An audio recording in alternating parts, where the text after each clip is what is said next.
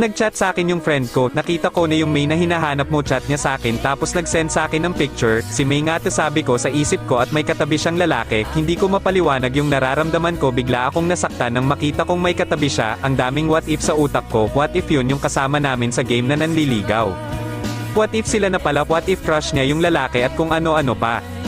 Pero pinigilan kong umiyak kasi alam kong hindi dapat dahil wala namang kami. Kinabukasan nag-online ulit ako sa ML at playing ulit sila ng classmate niya tapos niyaya niya ako. Kaso tumanggi ako at naglaro na lang ako mag-isa, umabot ng 3 buwan na hindi ako nakikipaglaro sa kanya at nasanay na rin ako mag-core. Lagi niya ako niyaya maglaro pero hindi ko na lang pinapansin kasi baka masaktan ako bandang huli kaya sinanay ko sarili ko maglaro na hindi siya kasama. Tapos tinanong niya ako ba't daw hindi ko siya pinapansin, umiiwas daw ba ako sa kanya or kung may galit daw ako sabihin ko hindi yung ganito. Pero hindi ko pa rin pinansin yung chat na at nasanay na ko maglaro mag-isa. Lumipas pa ng 2 buwan na hindi na siya nag-online at nag-chat sa akin. Sa isip ko baka busy na ulit siya kaya di niya na ako kinukulit.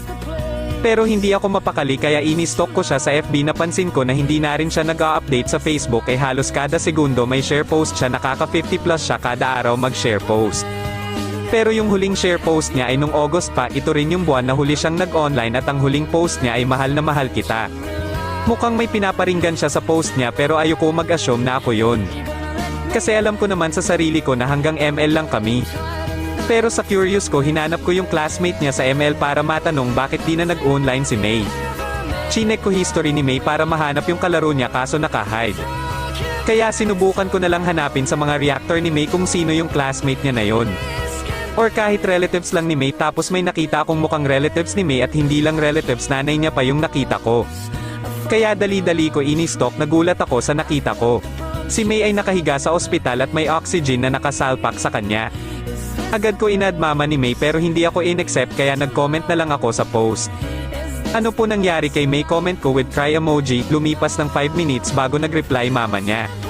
May cancer po ang anak ko, reply sa akin ng nanay niya. Nagulat ako nung mabasa ko yun, naalala ko bigla yung sinabi sa akin ni May na may sakit siya pero hindi ko akalaing totoo yun kasi lagi naman kami nagbibiroan pag naglalaro. Tinanong ko agad address nila para makapunta ako pero ayaw sa akin ibigay ng nanay niya kaya nagpakilala ako at nag-explain kung sino ako.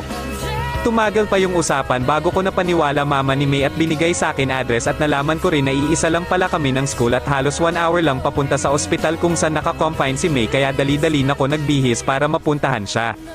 Habang nasa biyahe ako nag-uusap kami ng mama niya, malapit na ko dumating sa ospital pero biglang tumawag mama ni May. Ay ho, sorry pero wala na si May, sabi ng nanay niya habang umiiyak na may panginginig. Nagulat ako kasi unti na lang makikita ko na siya ng personal kaso hindi ako umabot pero sabi ko sa nanay niya kung pwede ko ba masilayan si May.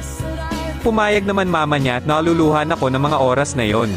Pagpunta ko sa room ni May, sumalubong sa akin mama ni May, sorry I ho di mo na siya naabutan pero may hinibilin siya sa akin yung CP niya, sabi ng mama ni May. Sabay abot sa CP ni May, nagulat ako dahil naka-wallpaper ako sa phone ni May tapos chinek ko, nagulat ako dahil ang dami niyang picture ko sa album niya tapos chinek ko messenger niya, may message pala siya sa akin pero hindi ko nabasa dahil nasa request message pa, ito yung huling message.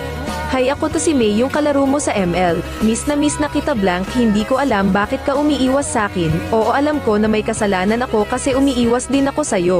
Pero kasi hindi ko sa'yo masabi yung dahilan kung bakit ko ginagawa yon. Nag-iipon pa ako ng lakas ng loob at ito na handa ko na aminin sa'yo. Gusto nakita blank, sa totoo lang stalker mo ko sa school kaso nahihiya ako magpakita sa'yo kaya nagfa-face mask ako lagi sa school, ilang beses tayo nagkakasalubong hehe, nahihiya lang ako. And kaya din ako umiiwas dahil may sakit ako and anytime pwede na ako mawala. Yung ilang buwan na hindi ako nakakapag-mail dahil na-hospital ako, hindi ko masabi sa'yo. Kasi alam ko naman na friends lang tayo sa mail. At yung nakakasama natin na si Michael, best friend ko yun, sinubukan ko lang kung magseselos kapag may ibang kasama pero bigla kang umiwas sa'kin. Sorry talaga kung may nagawa akong hindi maganda sa'yo, ikaw parent ang best duo ko. May nagsabi sa akin na nag-aaral ka mag-core pero hindi ko pa nakikita kung paano ka mag-core, kaya sana makipaglaro ka sa akin kahit isang beses gamit core, salamat.